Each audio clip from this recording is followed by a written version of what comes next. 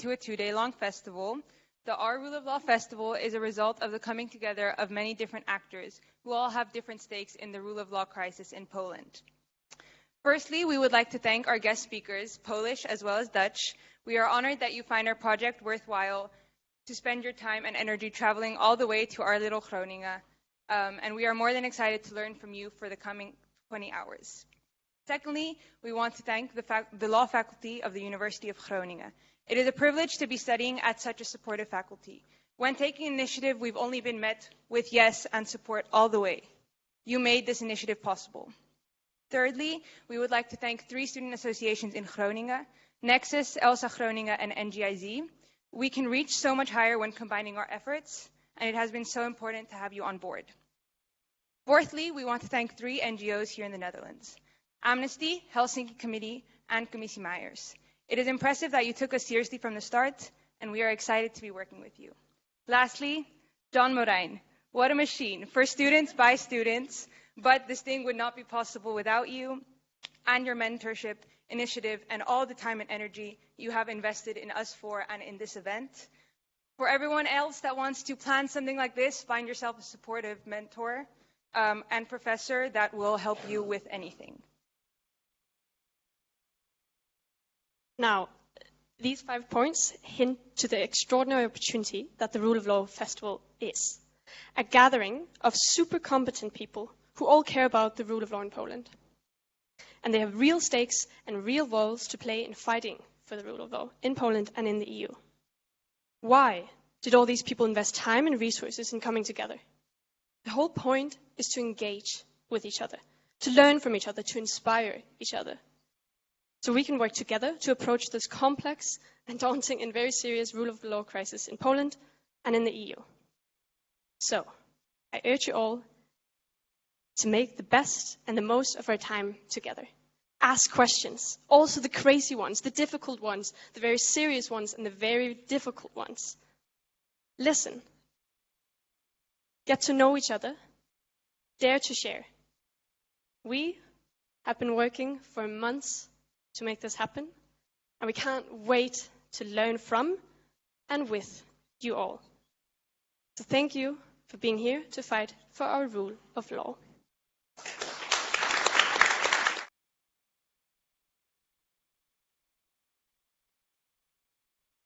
That can be a louder applause, ladies and gentlemen.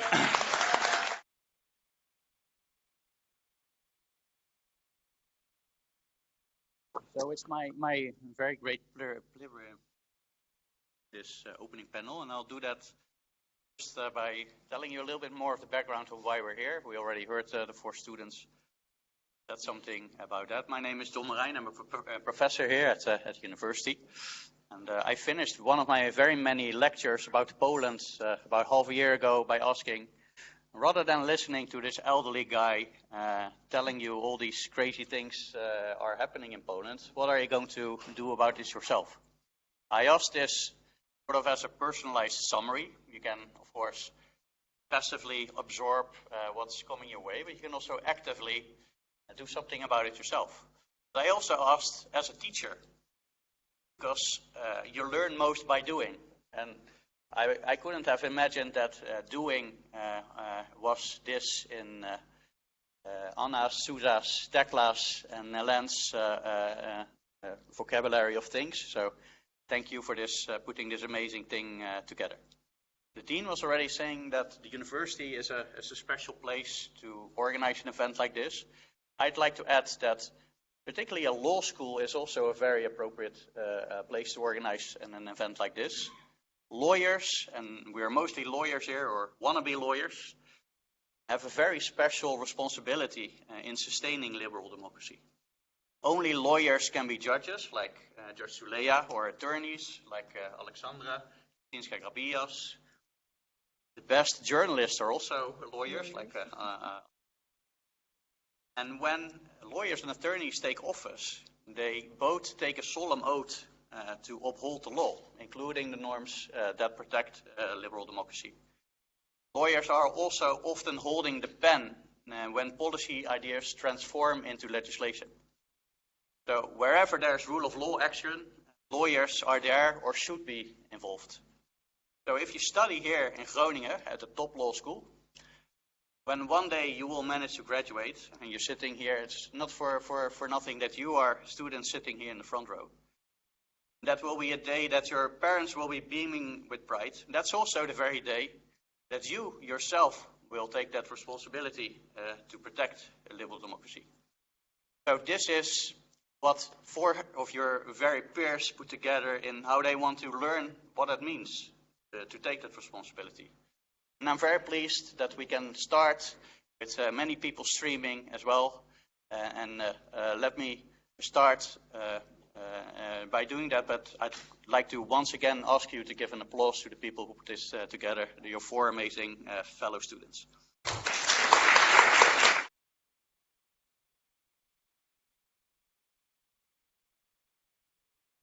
This is a student-led conference. It's not a boring panel like the 3 of us have been on for many times over the last 24 hours. You're in charge. You're going to ask the relevant questions, and I'll do a first round simply by introducing who are behind the table with me here. Because you should really know that these are the rule of law superstars in Poland at the moment. I'll start simply from left to right. Right next to me is Aleksandra Gliszczynska-Grabias. She's both a very well-known scholar and an attorney. And then, as an attorney, she specializes in pro bono cases where there's very high-stake interests that are human rights related at stake. I'm going to ask her later to talk a little bit more about these cases, and you should also ask her how do you deal with that? How can I be as famous as you? But that's Aleksandra. Then in the middle we have Judge Igor Tuleya.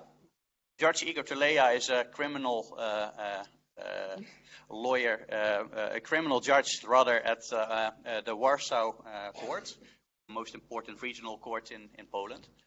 And the reason why he is famous is that, in fact, the Polish government, the current Polish government, does not want him to be a judge anymore, and has actually effectively suspended him. And that suspension, in turn, was declared illegal by the highest court that you're studying here in Groningen when you study European law, the European Court of Justice. So we're dealing here with one of very few judges in Europe, European Union judge, who is a judge by the standards that we study here, European Union law standards, but is not recognized anymore as such by Polish law itself, which is an unprecedented situation, and we're going to ask Judge Tuleya how he deals with that and what you should learn from that. And then to my very left, for you, to your very right, is Anna Wojcik. And I was earlier declared as a machine. Anna Wojcik is a machine, ladies and gentlemen. She does academics, she does journalism, and she runs a website called ruleoflaw.pl, and that is a website that's sometimes even used by Dutch judges to rely on in how they deal with their cases in Dutch courts. So that also gives you the impression why all of these different rule of law topics that we're discussing here, attorneys, judges, and journalists, they are very well connected, very closely connected, and that's what we're going to discuss now. So my first question would actually be one, and I'll be the one who asks the first question, then it's really up to you. I'd love you to take the opportunity to engage here. First question would be to Judge Tuleya. And the first question is simply how are you doing? Thank you. I am fine. But how have you been dealing with all of these strange things that happened to you in the context of the Polish system recently?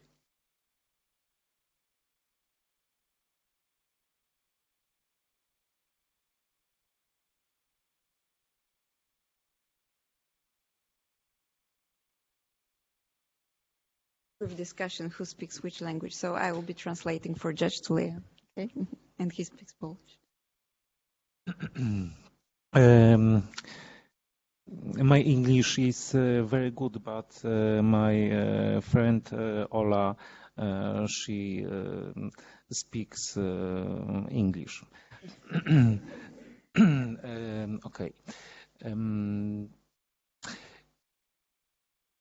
Nie pracuję od listopada 2020 roku i rzeczywiście ten czas jest bardzo ciężki, ale w Polsce mam olbrzymie wsparcie i przyjaciół, i stowarzyszeń sędziowskich, i obywateli, i wolnych mediów, i to jakby pomaga przetrwać ten czas.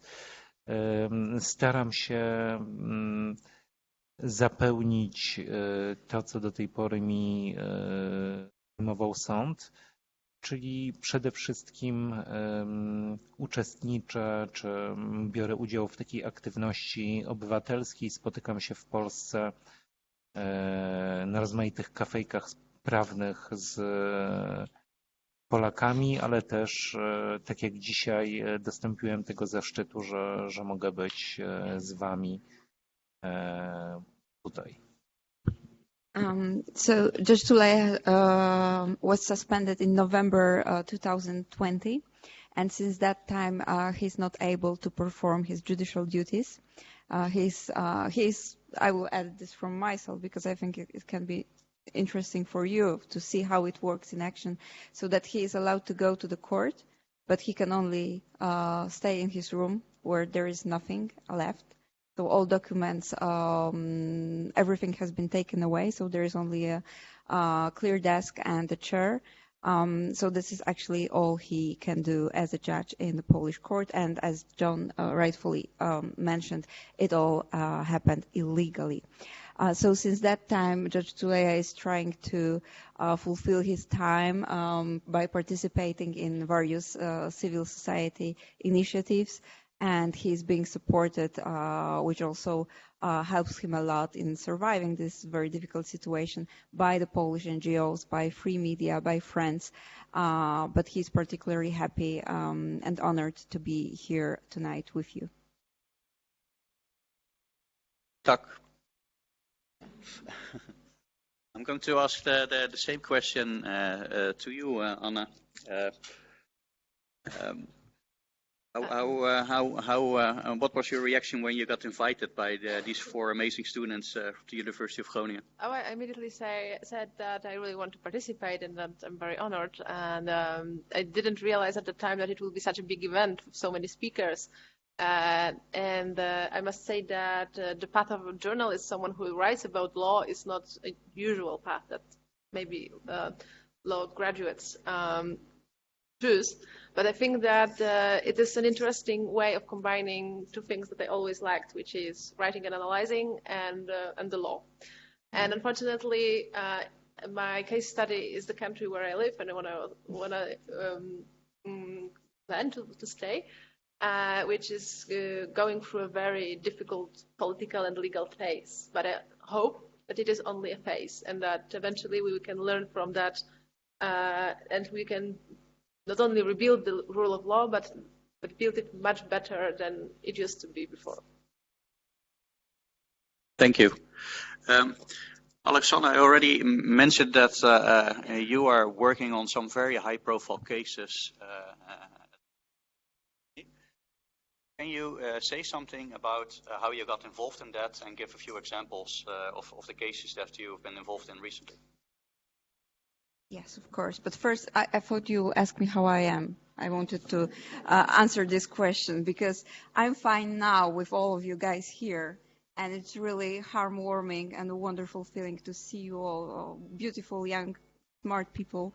But normally back to Poland, I'm very not fine every single day. And I just, as a core message that I think should stay with you also, is that you are all very fortunate to live in a country and in a state that, as simply as it is, respects the rule of law. I wasn't aware of the meaning of such a simple sentence and the meaning of the rule of law, even though I'm a lawyer for the most of my life. It all changed some years ago when things that I thought are not likely to happen or simply impossible, started to happen. So I really would like you to appreciate this fact that you can live under the rule of law bank and democratic liberal state. So for me, it was always like that I didn't want to be a regular lawyer. I'm a legal scholar. I'm assistant professor of international human rights law at the Polish Academy of Sciences. But I also wanted to get engaged more into the practice and into the expert work. This is also why I started working as an expert for the Council of Europe in various projects concerning anti-discrimination law. But as it happened in Poland and more difficult cases came and had to be dealt with, I got engaged into coordinating the strategic litigation in public matters. And one of such perhaps most well-known case is the case of Professor Engelking and Professor Grabowski, who were sued for their book, There is Still Night. This is the title of the book, about the crimes committed by Poles against the Jews during the Second World War. So this lawsuit was almost a classical slap, like the lawsuits that are being brought against public participation and against perhaps difficult subjects that are being dealt with by scholars and journalists as well. So we won this case on the appeal. And just to close, not to take more time, the very same moment when the verdict was announced of the appeal court of Warsaw, the Minister of Justice, Polish Minister of Justice, announced actually that this verdict is nothing he declares valid or finds valid, and he will do whatever possible to just overturn this binding decision by the Polish Warsaw Court of Appeal. So this also manifests and shows in what kind of situation we do live. I cannot imagine the Dutch Minister of Justice commenting on, in any way, positive or negative, the judgments of independent courts. Thank you. I'm going to abuse my position, and then I'm give the floor to you to ask one more question to Judge Tuleya. Judge Tuleya, why is it that you're still suspended while the European Court of Justice declared that the body of the Supreme Court in Poland is not actually a legal body? How is it possible that that you are not back in the office and simply working as a judge?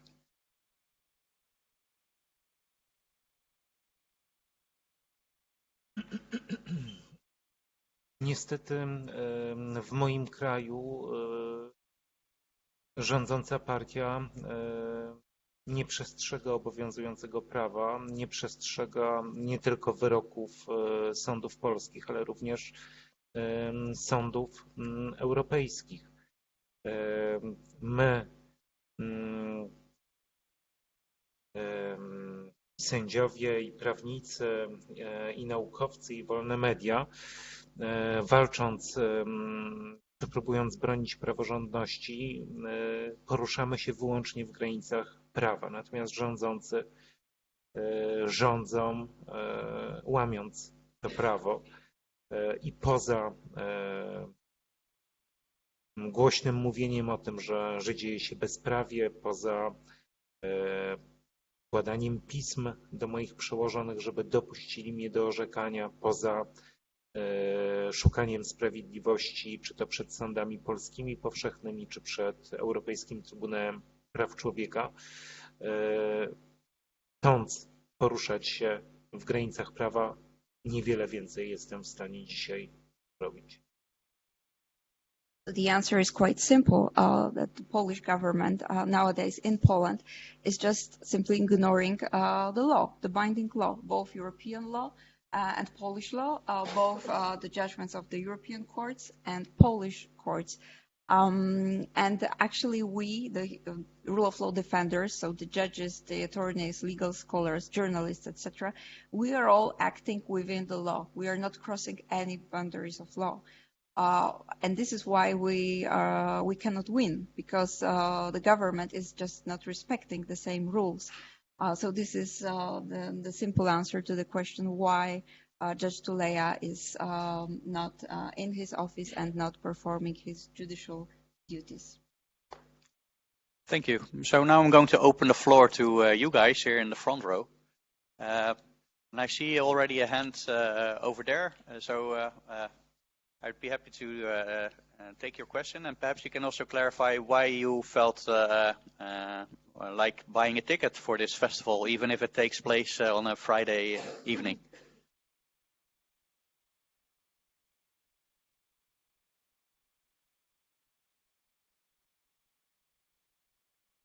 Hello, and welcome to our Global Festival. Not mine necessarily, but why I bought a ticket? Well, the festival was called Our Rule of Law, and I studied law, so that was kind of the point. And I wanted to ask first how are judges appointed in Poland? Because personally, I don't know about how's that made there, and who has the power to actually suspend judges? Like, who actually suspended Judge Tuleya? And then what was the reason for the suspension, the actual, like, the stated reason? And then what was the actual reason? Because I feel like there are two different reasons.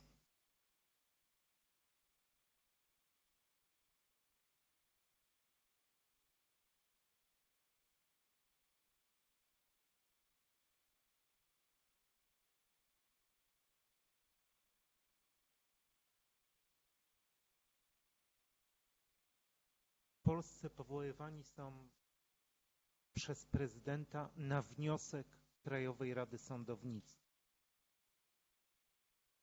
Judges are being appointed by the President of Poland on the notion of the National Judiciary Council. Ten proces jest dwustopniowy. Krajowa Rada Sądownictwa i musi być prezydent. Steps process first and the president. Od 2018 roku w Polsce tak naprawdę nie funkcjonuje Krajowa Rada Sądownictwa, ponieważ politycy przejęli ten organ. Po pierwsze, skrócili kadencję starej Krajowej Radzie Sądownictwa wbrew przepisom, wbrew konstytucji, a co najważniejsze, w tym aktualnie działającym organie nie zasiadają przedstawiciele sędziów, bo zgodnie z polską konstytucją większość powinni w Krajowej Radzie Sądownictwa sędziowie, którzy są przedstawicielami środowiska sędziowskiego i są wybierani przez sędziów, natomiast sędziów, którzy zasiadają dzisiaj w Krajowej Radzie Sądownictwa, powołali politycy.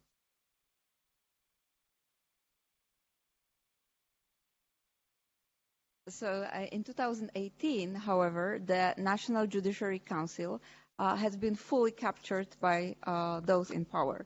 So since then, we, the defenders of the rule of law, we are not calling it anymore a National Judiciary Council. We call it Neo-National Judiciary Council. The cadency, the term of office of the former National Judiciary Council was cut in violation of the Polish constitution. And it was filled with the nominees of the government. And even though the constitution says that it should be filled with the representatives of Polish judges, it's not the case anymore. So this is why also this body is acting in an illegal way. Zostałem zawieszony i straciłem immunitet na skutek decyzji tak zwanej Izby Dyscyplinarnej z organu, który tak naprawdę nie jest przewidziany ani w naszym porządku prawnym, bo trudno tę izbę nazwać sądem, jak również status tej izby został zakwestionowany właśnie przez sądy europejskie. So Judge Tuleya was suspended and also his immunity, judicial immunity, was lifted by the illegally acting disciplinary chamber of the Supreme Court. This chamber it has been created also in a weird manner. Its existence is not being stated in any kind of provisions or laws, and also its status has been declared as illegal by the European Court of Justice in Luxembourg. W trakcie rozprawy posiedzenia sądowego wydałem orzeczenie, które nie spodobało się rządzącym. And well, the reason that is obvious for all of us, the fact that Judge Tuleya was suspended, it all started with the ruling he gave that the ruling party was very unsatisfied with and angry with.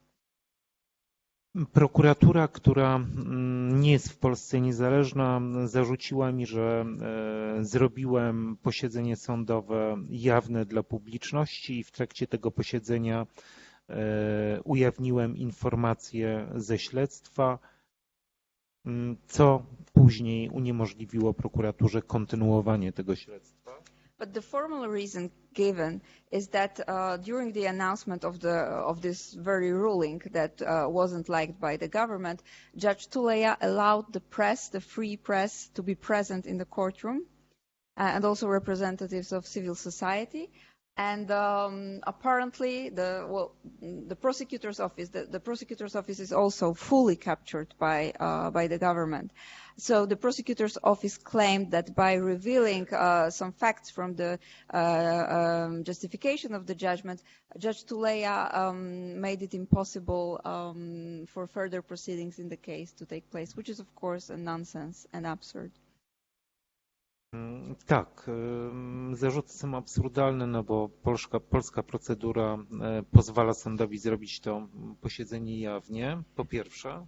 These charges are absurd because the Polish procedure clearly allows the judge to have an open public hearing and the announcement of the judgment with the free press present. Uzasadniając orzeczenie, nie mogłem dopuścić się takiego przestępstwa polegającego na ujawnieniu informacji z postępowania przygotowawczego. Inaczej nie dałoby się uzasadniać orzeczeń sądowych i o tym wprost piszą w podręcznikach dla studentów procedury karnej. That's demanding. Igor, we have to work more on our cooperation with translating. Well, but Judge Tuleya says that actually it's even being written in the books for students, law students, that what he did was fully in accordance with law and that there was no other way he could announce or explain the judgment, give the reasoning of the judgment, other way than how he did this. So it was impossible that he reveals any facts from the preliminary proceedings that were then making it impossible for the full proceedings to take place. Również prokurator, który był obecny na tym posiedzeniu sądu, nie oponował, to już dodatkowo mówię, nie oponował, żeby to posiedzenie odbywało się w sposób jawny i nie miał nic przeciwko temu, żeby również w posiedzeniu wzięły udział media.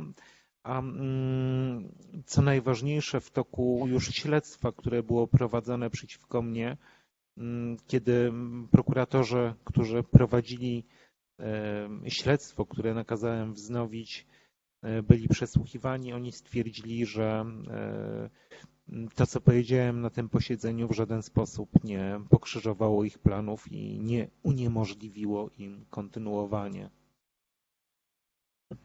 So perhaps a funny thing, or well, it's perhaps not the right word, but the charges by the prosecutor that against Judge Tuleya found no support or backing by the very prosecutors that were asked during the investigation.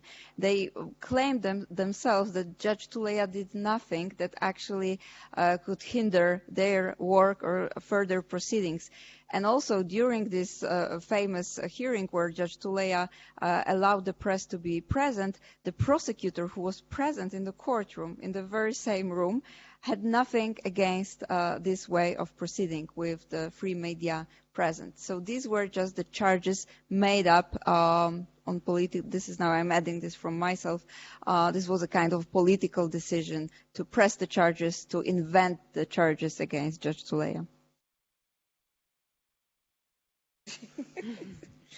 Does it answer your questions?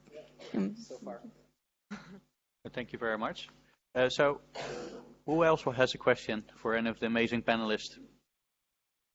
I see someone wanting to ask a question here in front. Do you have the mic?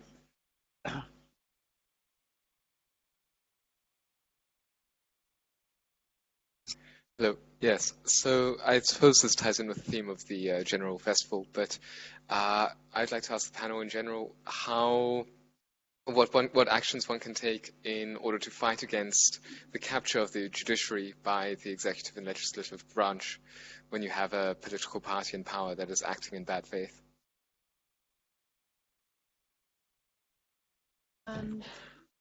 So actually, a lot can be done, and a lot has been done by the judges, because obviously when you have a government that is starting to act not as usual, but which is clearly trying to take political control of the judiciary, well, as a judge you can do nothing and expect a promotion, or otherwise you can just be working on principle and try to, first of all, explain to the public as an expert what is going on, because lawyers are essential in this process, because they understand the law, they understand the changes in the law, and those changes are often very technical. So for an average person does not understand what it entails and how this whole structure is being changed. So first and foremost, it is important to share your knowledge, to actually sit and think, and afterwards explain it ideally in simple words, also to journalists. And then it is very good to talk with other judges, to organize, as of course it is within the confines of what judges can do. And for instance, judges can associate in associations. And there are two very important associations, Association Justitia and Association Themis. And we have with us here tonight Judge Mazur, who is the the president of one of those associations. He's over there. And this is really a way of amplifying your voice, because judges in normal times, they do not really do press conferences, they speak with their judgments, they are very constrained. But there is another situation when there is a crisis that may affect the way you do your work and also how your state functions. And I think this is the moment where you as a lawyer are obliged to actually do whatever it takes in your specialization and try to communicate with other people who can also do other things. And what is my experience of those past years is that the division of tasks is really important, so that everyone does with what he or she is really good at. And then we try to do various things, like prepare legal analysis, bring cases to Polish and international tribunals, represent clients if you are an attorney, work in independent associations of judges and prosecutors, and just explain what is going on. So I think that this is really important to see that there are various actors and that anyone can do something. Also citizens can do something by participating in some protests or by just asking politicians questions. If anything to add, Aleksandra? Yes, I would say use the law in a creative way. And I think this is, even though it's very demanding and difficult, it's also fascinating. How can you fight back in order to protect the values and rules you truly believe in and are important for you? And I think that this is the great power of law. And this is why I personally love law so much.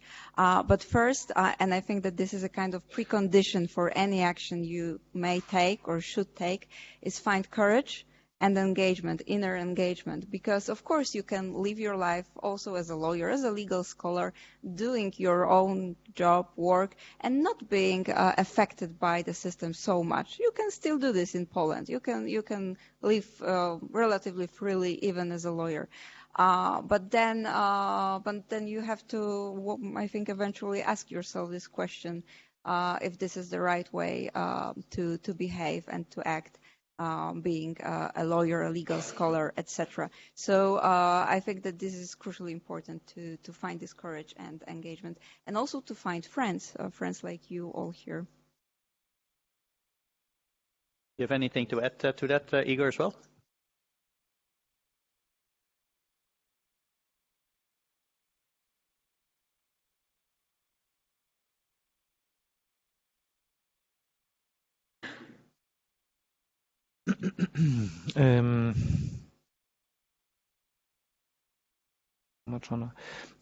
Wydaje mi się, że ciężko sobie oczywiście wyobrazić, że człowiek czy grupa ludzi może wygrać czy wytrzymać w konfrontacji z aparatem państwa. Natomiast ważne z mojego punktu widzenia jako sędziego jest to, że tak naprawdę ta walka o te niezależne sądy w Polsce trwa już 6. rok i pomimo tego, że po stronie rządzącej partii jest cały ten arsenał środków, ta walka jest ciągle wygrana. So it's of course extremely difficult to stand against the system that doesn't obey law. And it's almost impossible to win this fight. But what's crucial is that the fact that we have been fighting for the last 6 years. So it's a very long time, and we think we haven't lost. We are still fighting.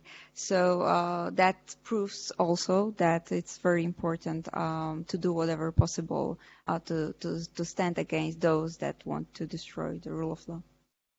To nie sędziowie i obrońcy praworządności narzekają i jęczą, że jest im ciężko, tylko lider partii rządzącej Jarosław Kaczyński żali się, że sądy są ostatnią barykadą czy ostatnim bastionem, który mu uniemożliwia tak naprawdę zawłaszczenie całego państwa. These are not the defenders of the rule of law and judges who are complaining that their life is hard. It's Mr. Kaczynski, the head of the Law and Justice Party, who is complaining that the judges are this last cause why he is not able to take over the full power. So this is his concern and not ours. So we are just obeying the law and doing our things.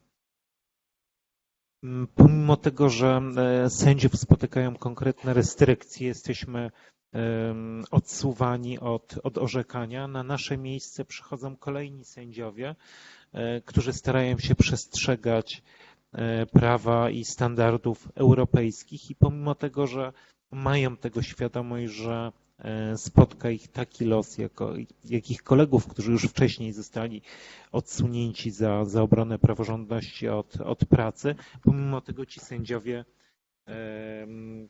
robią to samo, czyli wykonują tak naprawdę taką straceńczą misję, ale nie mają żadnej wątpliwości, że tak właśnie powinni się zachować. So the positive thing is that even though the judges are being punished for what they do, for obeying the law and implementing EU law also, there are more and more courageous judges coming, even though and acting in the same way, even though they are fully aware of the fact that they will be punished as well, and that they will bear consequences for their actions. I don't know what happened to Igor. Like he never wants to speak so much, but yeah, see, you have a very good influence on him. Yes. That's very good. But I'm going to abuse my role as a president of this panel to discipline Igor. So, any more questions? We actually have a question from our online participants. Oh, great! And Daniel going to be the voice of them. So this is a question from Johannes, who's joining us online to the whole panel. And he asks, supposing there will be a government change in Poland, how would the damage already done by the Polish judiciary be remained? Should all judges appointed by the neo-KRS, even those in ordinary courts, be replaced? Okay, so luckily, and this is also a good advice, if you ever have a crisis like this, it's good from the start to document what is going on and to think already how to reverse it. And actually, since a couple of years, simultaneously to try to attempt at countering what is going on, there are also people lawyers, scholars, constitutional lawyers, mostly, thinking how to reverse it in the future. And actually there was an amazing work done by NGOs, mostly, and think tanks, legal think tanks. And it's lawyers' task to know how to reverse even such a complicated situation. So actually, if there is a will for lawyers, there is a way to do it in conformity with Polish constitution and European law standards. And actually, there are some constraints that will be put on the government, on the democratic government that we perhaps, I hope, sooner than later have. And this will be the Polish constitution, because, for instance, Polish constitution entails that you need to have such a body as constitutional tribunal. So there were ideas, and it's very tempting, for instance, to say that, oh no, we need to do a complete break with what was before, we need to build the system from scratch. This is a very populist thing for people to say, that we need to do like a blank slate, remove everything, and then rebuild it. But it is very difficult in practice, because it is highly unlikely that there will be a party which will have a constitutional majority. And only this majority would allow, for instance, well, to change constitution and then to really maybe create this system from scratch. So it is very important for legal scholars, for people who work in NGOs, and for media, for citizens, to remind the future governments that there are some restrictions to what they want to do and how they can do it. And I think that even when one day there will be elections and there will be another party in power, this party, even if this is a democratic party, it is highly tempting for them to still maintain this system, because the system is tilted towards the governing majority. And I think our job will not stop just the day after the election. It will actually continue, because we will have to monitor what is going on and try to make sure that this time it's better constructed. Thanks. Anything to add on this side, or shall we ask for another question? I see some. Would you mind asking, having more students? Yes, please.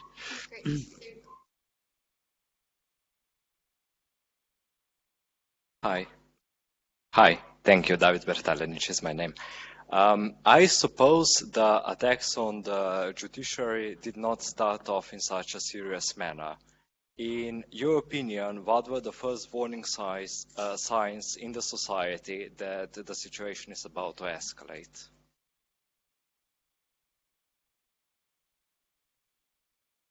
Excellent question. And I hear some Polish translation going on to my left, so I'm sure that Igor wants to answer that.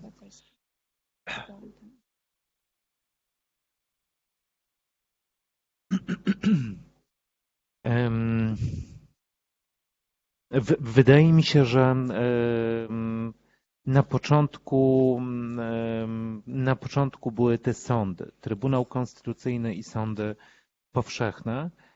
Natomiast no teraz rzeczywiście dzisiaj ten atak partii rządzącej idzie równolegle lub na kilku frontach, i w kierunku ciągle broniących się sądów i NGO-sów, i generalnie grup społecznych, które z jakichś powodów nie podobają się partii rządzącej. Natomiast wydaje się, że najpierw był atak na sądy, i tutaj nawiązuję do tego, co cytowaliśmy prezesa Kaczyńskiego, który mówił o tych sądach jako ostatnim bastionie. Natomiast też partia w Polsce prochu nie wymyśliła. Pewne schematy, to są schematy, które wcześniej były wypróbowane przez Orbana na Węgrzech, czyli przejęcie mediów, atak na sądy. To jest mniej więcej podobna sekwencja zdarzeń. So in the case of Poland, there were, at first, the courts were attacked. The Constitutional Court was taken over, and other courts, the Supreme Court was attacked, etc., and then regular courts. Nowadays, it's like this attack on the rule of law and democratic values goes simultaneously on many fronts. So free media, NGOs, civil society are being attacked for their protest against the actions of the government. But it hasn't been also the way that the Polish government was the first one to invent these anti-democratic measures. They have learned well from, for example, Mr. Orban and what he did or what he is still doing in Hungary. So these are like patterns of behavior against the law and the rule of law and democratic values that are taking place in our state, in other states of the Central and Eastern Europe as well. Absolutely, yeah. Please. Yes, because I assume that your question perhaps stemmed from the fact that first you would expect to have some sort of like propaganda smear campaign against the social group. And in Poland, actually, the party that won the elections in 2015, in their political program, they did not promise demolition of the rule of law and changing the constitutional character of the state. They didn't promise that. But immediately after they took power, they decided to attack this constitutional court because it was a very shrewd thing for them to do, because they knew if this court is independent, it can review the legislation they pass, and then their policies would be blocked. But they also captured public broadcaster, so the public TV and radio. And this allowed them to have a powerful media machine that can pass their message. And after some time, they started, those channels started propaganda against judges, smear campaigns against judges. For instance, they tried to portray judges as corrupted people who commit petty crimes. They also claimed that those people are self-governed and they have enormous privileges, and that there should be some sort of more public or political oversight over them, because they are just protecting themselves as colleagues, as some sort of caste or clique. And this narrative was popular among part of people. It's a very populist way of presenting how a certain group should be scapegoated, because you just look for certain cases, some cases of disciplinary actions or some actual events that take place, and then you extrapolate this on the whole group of 10,000 judges in Poland, saying that they are wrong and that they are the rotten part of Polish democracy. And as you know from reading the news about the United States, conspiracy theories and fake news are spreading like wildfire, and people feel very comfortable in repeating them. And then this is very difficult to actually fact check and respond to such narratives, because people tend to, unfortunately, take at least part of this as the truth. Anja, one of the things that the organizers did not say is that they're raising money for the newspaper that you work for, and that is specifically for specific purpose, in that your newspaper is often attacked. Can you say something about that and how that affects your work? Mm-hmm. So this newspaper is an online portal called Oko Press. It's not OK Press, but because Oko means eye in Polish. So we keep an eye on what public power is doing. And it was established to provide fast, speedy information, fact-checking, and debunking of what the political power is doing and saying. And we have grown very much in the past 6 years. And we are very proud to be supported in 90% by donations from readers. So this is really an ideal situation for a journalist, where you are not pegged to interests of big capital or another sponsor of your activities, but you just can write in public interests. And so we have a lot of freedom, editorial freedom, and we use it.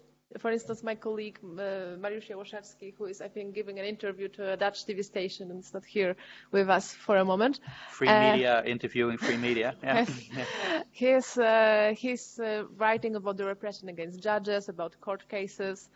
And we have also an investigative team, which is led by a star journalist. And they are investigating, for instance, how the Justice Ministry is misspending public money.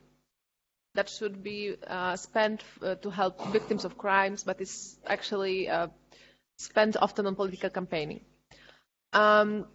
And we have been attacked, of course, presented by the government as traitors to the state, as people who themselves write fake news, etc. You can imagine that in the United States, like, well, we are not the New York Times, but New York Times is also attacked in this way, in this like polarized political environment. And also we are targeted with lawsuits. So lawsuits that allege that we defamed someone by writing about them. And you can imagine that for a leading but relatively small media organization, if we have 9 lawsuits against us, and suddenly we need to pay very high legal costs just to protect ourselves and our good name and be able to operate, then it is really a moment when we have to, for instance, spend a significant part of our budget that we would rather put into journalistic projects on legal costs. And we are also very careful to write in a way that would not cause us any troubles. So this is like a practical way of doing journalism, independent journalism in Poland. Thank you.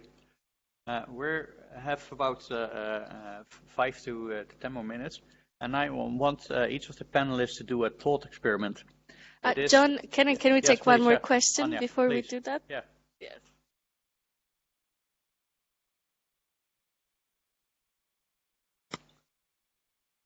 Hi, thank you. We have started this conference by mentioning that the EU is composed of many countries, Poland and Netherlands being one of those. Do you, as Polish citizens and scholars, judges, lawyers, journalists, believe that the EU, or rather specific member states, are doing or trying to do or should even do something about it? Because we have seen a lot of West versus East divide, or rather center versus periphery in the EU divide. And I was wondering whether Western member states acting upon the situation, talking about such issues, bring relief to the situation or rather aggravate this further. Because I believe, and it was also mentioned, that sadly this is not a situation pertaining only to Poland, but also to some other member states. And funnily enough, all of them seem to be in the eastern part of Europe. Excellent question, Elena. And we should say that part of the festival is that we have agreed that some of you will be actively engaged in learning and reporting about what you're doing. And Elena is actually going to write about what she's been learning here today, also for an official blog. So your answer will be part of her report. So would you like to start, Aleksandra? Yeah. Yes, remembering that I can be sued for my answers if this reaches out to Poland, but taking this very important question seriously, I think a lot of countries, states, and nations are doing enormous effort to support not only Poland but also Hungary, Polish society, Hungarian society in particular. But there is only one leader, number one, which is the Netherlands, right? And you have been amazing, and your government is very supportive, and we are absolutely convinced that these recent actions by the EU Commission that have speeded, and actually there is at least something going on in case of Poland, so that the rule of law can be respected again, or partly at least. This is thanks to the pressure put by the states like yours. So it's crucially important that states get engaged. And this division, West and East, you know, it's kind of funny because for the last 10 years, I slowly stopped thinking about myself as an Eastern European. I had the feeling that we are going more into the direction of one united Europe, which should be the case, right? But we were reminded that the differences also in the treatment of law by our governments, Central Eastern European governments, is a huge one. So the relation to law, the fact that your democracies are much longer than ours, that was reborn 30 years ago. I think it's important and meaningful. So whatever can be done more to pressure more on the EU as an institution. EU Commission is very important, but equally important are the conversations like the ones we are having during our trip here to the Netherlands, because we are here also to raise awareness and also to make you aware of the fact that I'm not claiming that this what we are facing is going to happen in your state, but there are risks that cannot be avoided. Actually, exactly because what Anna said about this fake news culture, the world we are living in. So the populist powers are on the rise. So we have to be aware of that and very carefully watching what's being done within the governments and in the policies implemented by the governments. Thank you. Igor, I wanted to ask you a question. Imagine that you're still 20 years old and you study in Groningen. What would you like to have known, or what do you think that students should know about how to defend liberal democracy? How do you equip yourself best to take your role as a lawyer?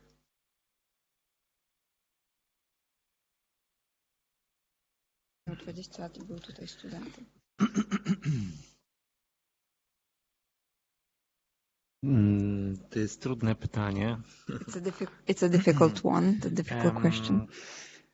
Bardzo ważne jest to, żebyśmy byli, zwłaszcza w waszym wieku, żebyśmy byli otwarci na świat, ciekawi tego świata,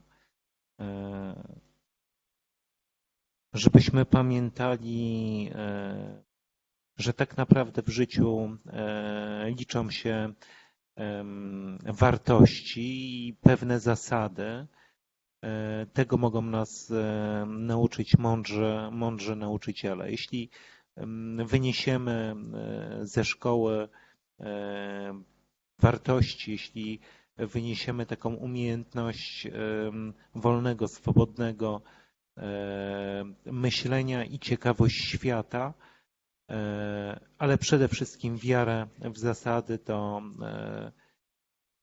wszystko przed nami i jesteśmy w stanie pokonać każdą przeszkodę i nic nas nie złamie.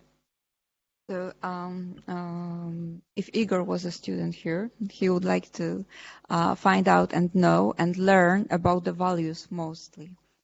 Because if we have this basic knowledge about the values and things we want to fight for and are important then that's the best beginning of adult professional life also, and then everything is possible and nothing can stop us. But this is very important to get this knowledge on the values and on the importance of fighting for the values from the very beginning, from the classrooms, from the university and law faculty as well. Thank you. I have one last question for both Aleksandra and Anja. Anja, I wanted to ask you, who was your inspiration when you were in Poland? Why did you become so interested in this topic? Mm-hmm. So I was lucky to be a student of a person who then later became the Commissioner for Human Rights, Adam Bodnar. Mm-hmm. And I was attending his class in my 4th year of university. And actually, I was bored by some classes when I was a law student. It's not that I was equally interested in all types of law and all things that I had to learn and pass the exams. But then there was a really a revelation that I could attend a human rights law class with a focus on European human rights law protection systems.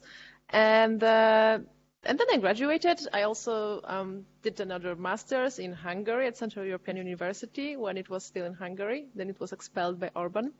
And I returned to Poland to my great surprise. I had some limited career options by the government. And then I understood that it is important to engage, that it is the moment where you have to take sides and understand what is going on. And I think that the instruction, or maybe the discussions that I was lucky to have when I was at university, really helped me to understand that. Thank you. So we see a direct line from one of our speakers tomorrow to the work that you're doing daily basis. Very last question then, and then we're going to wrap up and send some of you with the amazing option of having actually a private dinner with the people who are here in the festival. That's for Aleksandra. In your view, what is specifically the added value that you can have as an attorney in defending liberal democracy? I think that the role of attorneys is one of the most important ones, and we are very fortunate to have here with us today Michał and Paulina, who are standing in the most difficult and representing clients in most difficult cases concerning the rule of law and academic freedom as well. So I think that for the judges, for the prosecutors, or for the journalists that are being attacked, it's of greatest importance that they know that there are people who will defend them, who will go to court with them, acting almost in 100% pro bono. And that they will do everything possible to protect their clients, to fight for their clients. If anyone had ever a chance to see Michał fighting for Professor Sadurski for his freedom of speech in the courtroom, then you would understand how passionate an attorney can become while standing in defense of an innocent person, but also in defense of the values that we have discussed today extensively. So I think that this is not only important for attorneys, but this is very important for their clients to know that they are not alone. Thank you very much. I'd like to have an applause for our panel.